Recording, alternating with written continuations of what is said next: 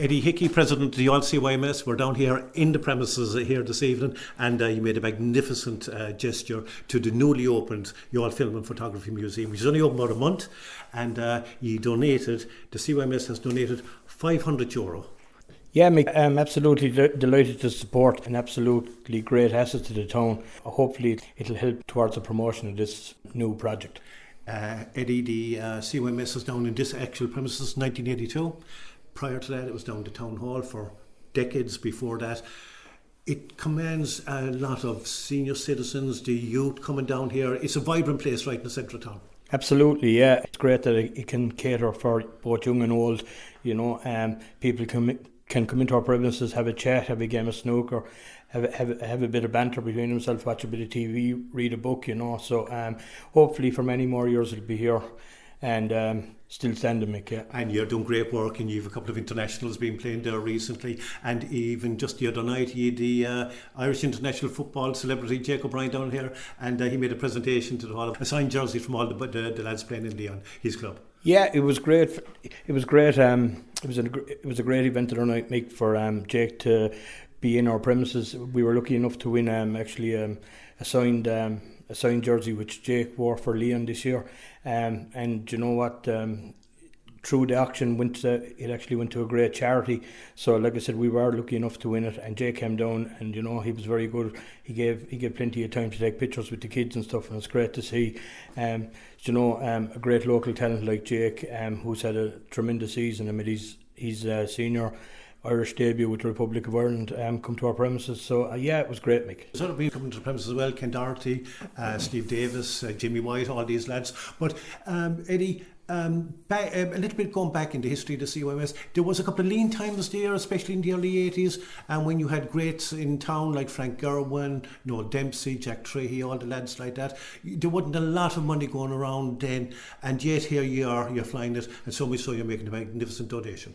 Yeah, well, like I said, Mick, we just felt it was important, you know, because like I said, without projects like this, you know, people can go into yourselves there now and you can see what was happening in Youghal 60 and 70 years ago and stuff like that, and long before my time, Mick. But and you know what, in 60 and 70 years' time, you know, please God, people to be able to come in again and see what happened 60 and 70 years ago. So it's great to remember all the old times as well as the new times coming up. Well done, Eddie, and congratulations as well, because your name is going up in the President's Boards for the second year, so you must be doing something right. Thanks very much, Mick. Appreciate it. Ger Flanagan, you're chairman of the Youghal Business Alliance, and you're editor of the Youghal News, Middleton News, and we're here this evening and you're accepting the cheque from the Youghal CYMS.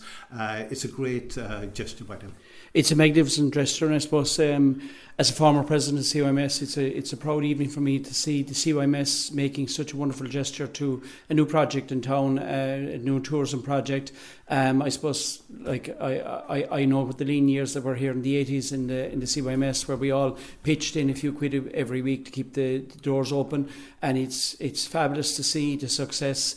You know, the amount of internationals coming out of this building is just amazing, and it's due to the hard work being done by Eddie and all the other coaches, Brendan Cooney and everybody else involved down here.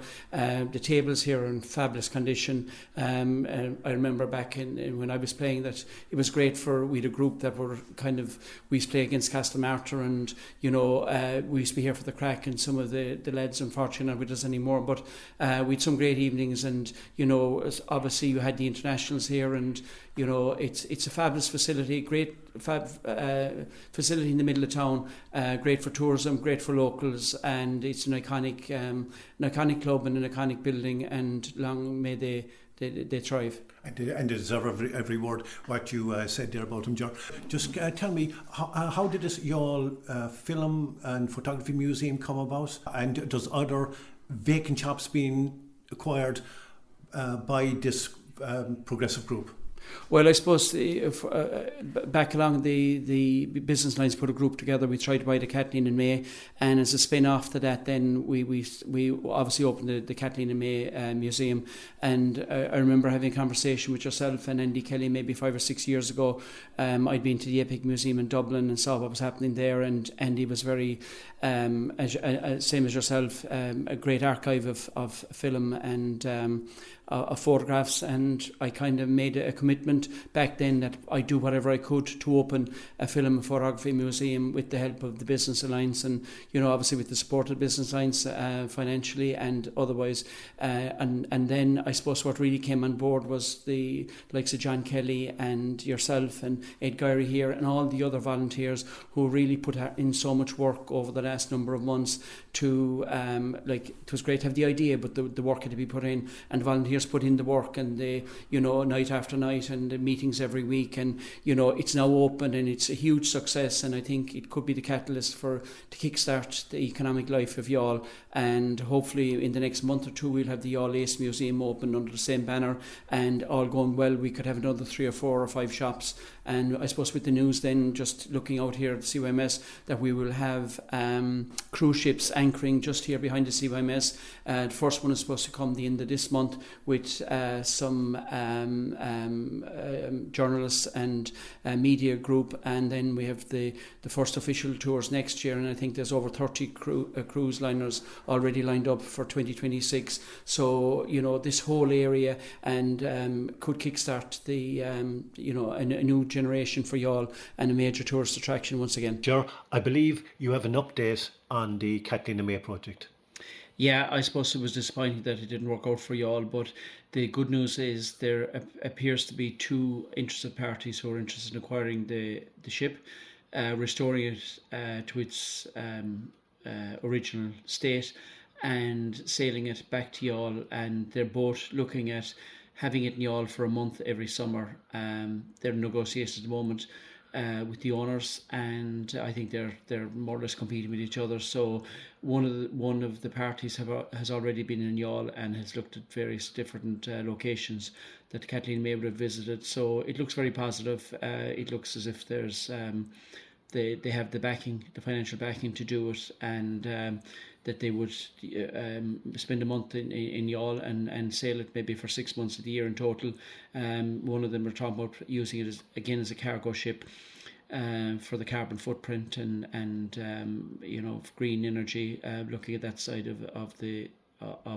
So it's all very positive. It looks like that maybe what we started here in Youghal has rekindled a love for the Kathleen and May, and eventually that she may be sailing in the high seas once more. You put your money where your mouth is. Initially put €5,000, I think, towards this project. Yeah, obviously the Business Alliance, they were happy enough. The members decided, look, this is a fabulous project. We're going to put they put €5,000 in at the start, as did some individuals as well.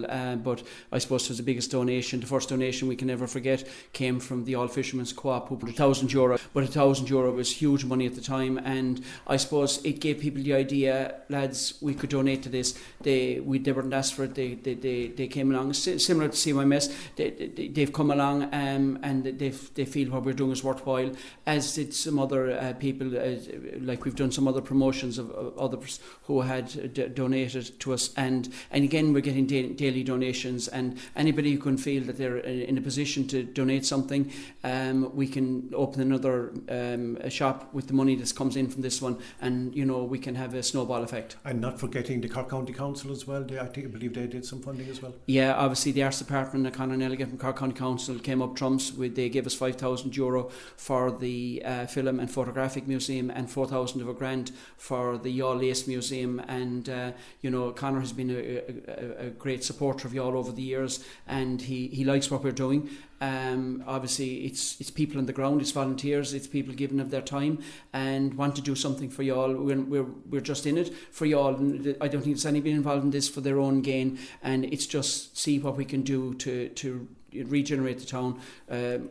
Last November we had over 100 shops that were closed in town, so it's great to see some new businesses open. We have maybe 6 businesses open in the last number of months, and now we have a couple of shops here, so it's just one shop at a time is the way to do it, really. And it has been one shop at a time, Jerry. We have the Main Street Deli, the Main Street Cafe, the All Film and Photography Museum, on top of the Kathleen and May down South Main Street, which could be looked at further for vacant buildings to be developed further down there. And of course we have the and as vintage shop as well opening up, and there's others, Luigi's as well. I've never seen the North Main Street being so revitalised. Yeah, I suppose we were looking, there was a lot of shops came together, and I suppose maybe people got maybe a bit of positivity of what's being done with this group. Maybe it was something that the timing was right for themselves. You had Aaron O'Sullivan who's open a solicitor's practice on Main Street. You have a clothes shop which is open as well, ladies' clothes shop. We have the a yoga studio as well, all on the Main Street, and there are a couple of more buildings hopefully they're going to open. And of course the Living Youghal as well. Living Youghal is a catalyst for the whole lot. Right under the shadow of our brilliant Clock 8. George, thanks very much. Ed, I'm just going to do you here as Ed a second. Ed, you're curating the Youghal Film Photography Museum at the moment, and you're a professional photographer. Your background goes way back down to South Abbey with your parents when they had the Youghal lampshades. Yes. That bar. So your DNA, like everyone here, is interweaved with the town, and you love to see this happening. Absolutely. It's an amazing facility. It's preserving the art of filmmaking and photography. It's honouring the two families that were really at the height of it here, the Hearsts and the Horgans.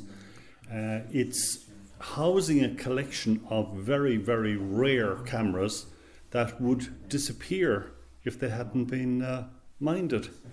And it's giving joy to the older people who can reminisce with the beautiful documentaries that we have and the beautiful photographs. And I've learned more from the people passing our museum in the last number of weeks about characters and people who existed in this town and whose memories are now being preserved.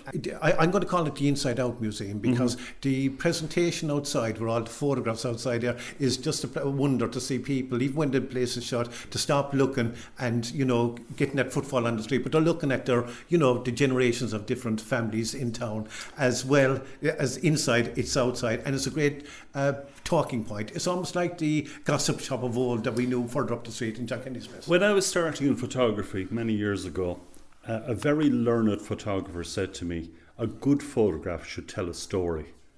And the photographs that are up in the window of the museum tell multiple stories. And the older people who remember the characters on the window are absolutely delighted. And it's a joy to them to reminisce. And it's telling the story of Youghal. Absolutely. Well done. Thank you, Ed. Beside me here now is John Kelly. John, you're involved with Youghal Celebrates History, and you've told many of your lectures about the story of Youghal. And now you have this here with this imagery and film, photography and artefacts going. That's telling another aspect of Youghal's wonderful culture and heritage. I suppose, Michael, the history and heritage of Youghal is so important, and I mean, it's so diverse. And it goes back so far and into the 20th century, and already we're making, I suppose, new history, if you like, now. And hopefully we're helping to write a new page in the history of Youghal, and that you can see Youghal already regenerating before our eyes. And it has to be a bottoms up campaign, that sometimes, I mean, Cork County Council has been very good, but maybe sometimes national politicians have to come in and to help as well, and we don't seem to, I suppose, in the past have been getting much of that. We see an awful lot of other towns in other parts of County Cork, they're getting that assistance, but Youghal seems to be like the letter Y at the very bottom of the alphabet, the very bottom of the list. We seem to be left on the peripheral of the county. We seem to be left on the periphery. Because of the work of the volunteers with this group and the people behind us, they're giving a bigger shout for Youghal to get up there to be recognised. I suppose, like the Irish saying, Ní neart go Corla Céile, there's no strength without unity. And also when you see the CYMS, all the organisations here, it's a great town for everybody working together. There seems to be no shortage of volunteers. The Film and Photography Museum has taken on a life of its own. There's no shortage of volunteers coming in to help out, wishing to put their name forward. But as I say, all the organisations here work so very well together, you know.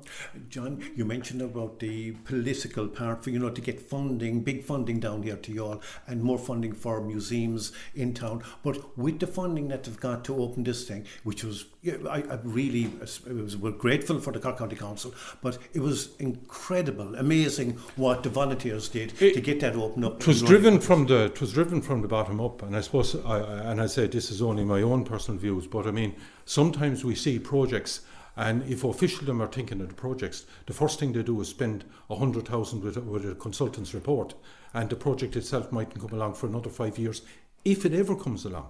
Whereas in this particular thing, you know, we went out and we just did it on very, very little funding. As I say, Conor Nelligan, you know, in Cork County Council, Conor has always been very, very helpful to Youghal Celebrates History and to all the other organisations. But it's essential that other parties kind of come on board, you know.